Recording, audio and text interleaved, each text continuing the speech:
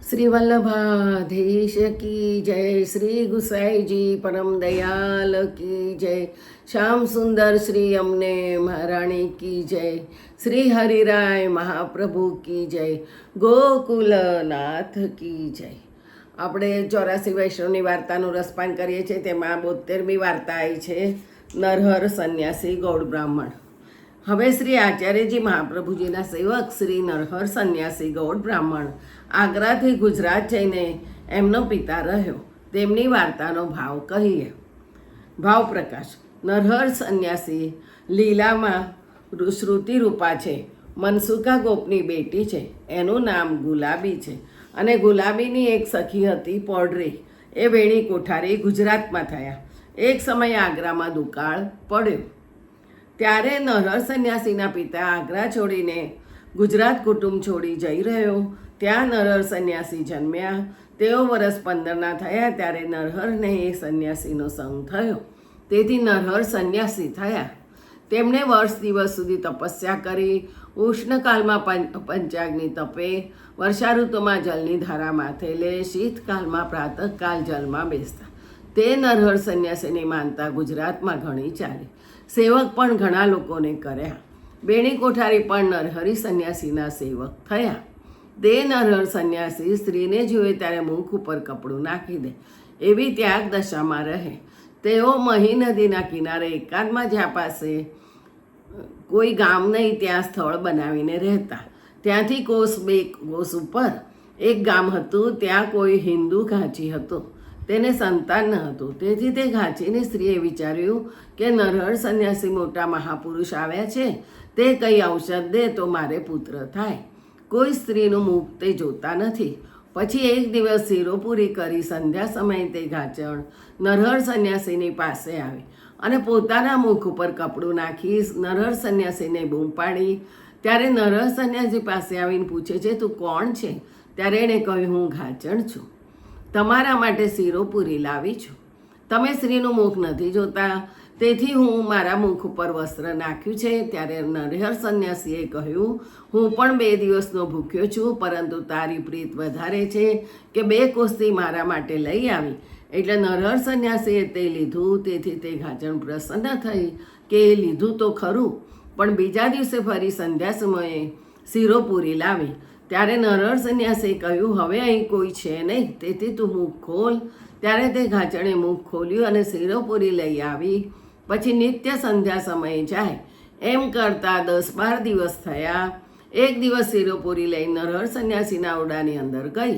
એટલામાં ગુજરાતનો હાકીમ નરહર સંન્યાસીની વડાઈ સાંભળીને મળવા આવ્યો. તે ઘાંચણ નરહર સંન્યાસીના ઘરમાં છુપાઈ રહી. તે હાકીમ રાત્રિએ નરહર સંન્યાસીની પાસે રહ્યો. સવાર થતાં તે ઘાંચીબાઈના ધણીએ નરહર સંન્યાસી પાસે આવી કહ્યું, મારી વહુ કાલ સાંજની તમને શીરો પૂરી દેવા આવી છે, તે ફરી ઘરે નથી આવી. રાત્રે તમે કેમ રાખી? તમે તો સ્ત્રીનું મુખ જોતા નથી. ત્યારે નરહર સંન્યાસીએ કહ્યું, અહીં તો નથી આવી. એટલે ઘાંચીએ કહ્યું, તમારા ઘરમાંથી નીકળે તો? પછી ઘાંચીએ નરહર સંન્યાસીનું ઘર ખોલ્યું અને સ્ત્રીને અંદરથી પકડીને કાઢી. તે જોઈને હાકીમ બહુ જ કોપ્યો.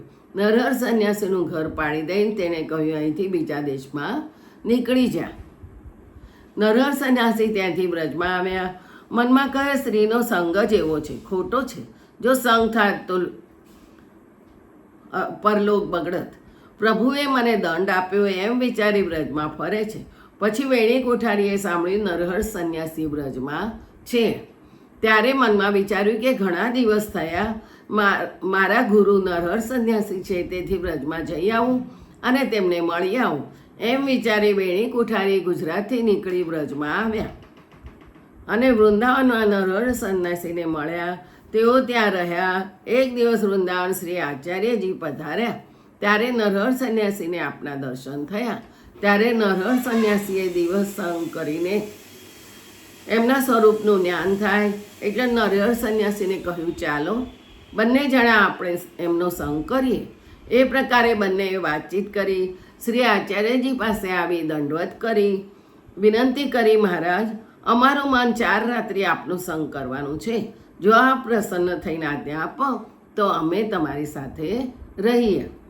ત્યારે આચાર્યજી કહે અમે દ્વારકા જવાનો વિચાર કરે છે, તમારું મન હોય તો તમે પણ દ્વારકા ચાલો. એટલે નરહર સંન્યાસી અને વેણી કોઠારી પણ સાથે ચાલ્યા. માર્ગમાં નરહર સંન્યાસીએ શ્રી આચાર્યજીને પ્રશ્ન પૂછ્યો કે અમારા મનમાં એક સંદેહ છે કે મહારાજ, સંન્યાસ ધર્મ મોટો કે વૈષ્ણવ ધર્મ મોટો? ત્યારે શ્રી આચાર્યજી કહે એનો બધો પ્રકાર ભિન્ન છે. સંન્યાસ ધર્મ કળિયુગમાં સિદ્ધ થવો કઠણ છે. સંન્યાસ લીધા પછી જ્યાં સુધી જીવે ત્યાં સુધી નારાયણ વિના ક્યાંય બીજે ચીજ જાય તો બધા જન્મનો સંન્યાસ ધર્મ નાશ થાય અને ભક્તિ માર્ગમાં દુસંગથી ભ્રષ્ટ થાય તો પણ ભક્તિ બી જાય નહીં. ક્યારેક સત્સંગ મળે તો ફરી ભક્તિ વધે. શ્રી ભાગવતમાં કહે છે કે જડ ભરતને મૃગના સંગથી 3 જન્મનો અંતરાય થયો હતો. એ તો આપણે જાણીએ જ છીએ. પછી કૃતાર્થ થયો. ચિત્રકેતુ પાર્વતીના શાપથી વૃતાસુર થયો. અસુર્યોનીમાં ગયો તો પણ ભક્તિ વધી. એટલું જ તારતમ્ય છે. વળી કળિયુગમાં ભગવત નામથી જે ચંડાલ પર્વત પવિત્ર થાય અને ઉદ્ધાર થાય, એમ તમે જ મનમાં વિચારો કે તપસ્યા પણ કરી, સંન્યાસનો ધર્મ પણ સાધ્યો, પરંતુ કઈ સિદ્ધ થયું? ત્યારે નરહર સંન્યાસીએ દંડોત કરી વિનંતી કરી, મહારાજ, હવે જે પ્રકારે ઉદ્ધાર થાય તેમ કરો. હું બધા ધર્મોમાં દુઃખ જ પામ્યો છું, મન નિર્મળ ન થયું. ત્યારે શ્રી આચાર્યજી કહે તમે સંન્યાસી છો, જગતમાં પૂજ્ય છો, સેવક પણ કરો છો, તો સેવક થઈને તો દાસ થવું પડે, અને તમે તો સ્વામી પદમાં છો તો દાસ ભાવ કેમ સિદ્ધ થશે? તેથી સ્વામી પદને છોડો અને પછી શરણે થાવ. સ્વામી પદ છોડવાનું કીધું. હવે તો હું આપનો દાસ છું, જે આજ્ઞા કરો તે હું કરું. પછી આચાર્યજી કહે આ જટાદાઢી કઢાવીને ભગવા વસ્ત્ર બદલીને ઉજળા વસ્ત્ર પહેરો એટલે તો સેવક થવાય. ત્યારે નરહરી સંન્યાસી જટા દાઢી કપાવી નવા ઉજળા વસ્ત્રો પહેરીને આવ્યા. ત્યારે શ્રી આચાર્યજી કહે આજ વ્રત કરો, તેથી બધી ઇન્દ્રિયો શુદ્ધ થાય, પછી કાલે તમને નામ નિવેદન કરાવીશું. નરહર સંન્યાસીએ તે પ્રમાણે વ્રત કર્યું. પછી બીજા દિવસે શ્રી આચાર્યજીએ નામ નિવેદન સંભળાવી નિવેદન કરાવ્યું. વાર્તા પ્રસંગ 1. પછી નરહર સંન્યાસીએ શ્રી આચાર્યજી મહાપ્રભુજીને વિનંતી કરી, મહારાજ, વેણી કોઠારીને નામ સંભળાવશો? ત્યારે વેણી કોઠારીને નવડાવીને આપે નામ નિવેદન કરાવ્યું. પછી નરહર સંન્યાસીએ શ્રી આચાર્યજીને કહ્યું, મહારાજ, મને વ્રત કરાવ્યું અને વેણી કોઠારીને વ્રત નહીં કરાવ્યું, તેનું કારણ શું? ત્યારે શ્રી આચાર્યજી કહે તમે સ્વામી પદમાં હતા અને અનેક કર્મ ધર્મ કર્યા, તેથી તમારું મન અનેક ઠેકાણે ભટકતું હતું અને આ ગૃહસ્થ શ્રમનું દુઃખ જાણે છે, કર્મ ધર્મ નથી જાણતો, તેથી તેને વ્રત નહીં કરાવ્યું. ભાવ પ્રકાશ. એમાં એ જણાવ્યું કે અન્ય માર્ગમાં પડીને બહુ શાસ્ત્ર ભણે, બહુ યોગ સાધના કરે, તેની ભક્તિ જલ્દી ન થાય અને સીધા નિષ્કપટને ભક્તિ જલ્દી સત્સંગથી ફલિત થાય. પછી નરહર સંન્યાસી મોટા ભગવતીએ કૃપાપાત્ર થયા અને વેણી કોઠારી પણ મોટા ભગવતીએ થયા. સદા માનસીમાં મગ્ન રહે. પછી દ્વારિકા થઈ. શ્રી આચાર્યજી તો પૃથ્વી પરિક્રમાએ પધાર્યા. વેણી કોઠારી દ્વારિકામાં નરહરી સંન્યાસી પાસે કેટલાક દિવસ રહી પછી ગુજરાત પોતાના ઘરે આવ્યા. નરહર સંન્યાસી સદા ફર્યા કરતા. વાર્તા પ્રસંગ 2. એક સમય નરહર સંન્યાસી બદ્રિકાશ્રમ ફરતા આવ્યા. ત્યાં શ્રી આચાર્યજી મહાપ્રભુજી પણ પધાર્યા હતા. ત્યાં નરહર સંન્યાસીને આપના દર્શન થયા. ત્યારે નરહર સંન્યાસીએ શ્રી આચાર્યજી મહાપ્રભુજીને વિનંતી કરી, મહારાજ, મેં પહેલાં સંન્યાસ ગ્રહણ કર્યો હતો, પછી આપની કૃપાથી ભક્તિ માર્ગમાં આવ્યો. સંન્યાસનો પ્રકાર તો હું જાણું છું, પરંતુ ભક્તિ માર્ગનો શું પ્રકાર છે તે હું જાણતો નથી, માટે મને કૃપા કરીને કહો. ત્યારે શ્રી આચાર્યજી કહે તને ભક્તિ માર્ગના સંન્યાસનો પ્રકાર કહું છું. પછી શ્રી આચાર્યજીએ સંન્યાસ નિર્ણય ગ્રંથ કરી નરહર સંન્યાસીને ભણાવી તેનો ભાવ કહી સંભળાવ્યો. એટલે નરહર સંન્યાસીના હૃદયમાં પુષ્ટિ માર્ગનો સિદ્ધાંત સ્થિર થયો. ત્યારે શ્રી ઠાકોરજીને લીલાનો અનુભવ થયો અને લીલામાં મગ્ન થઈ ગયા. પછી શ્રી આચાર્યજી ત્યાંથી આગળ પધાર્યા. નરહર સંન્યાસી સ્વરૂપાનંદમાં મગ્ન થઈ ફર્યા હતા.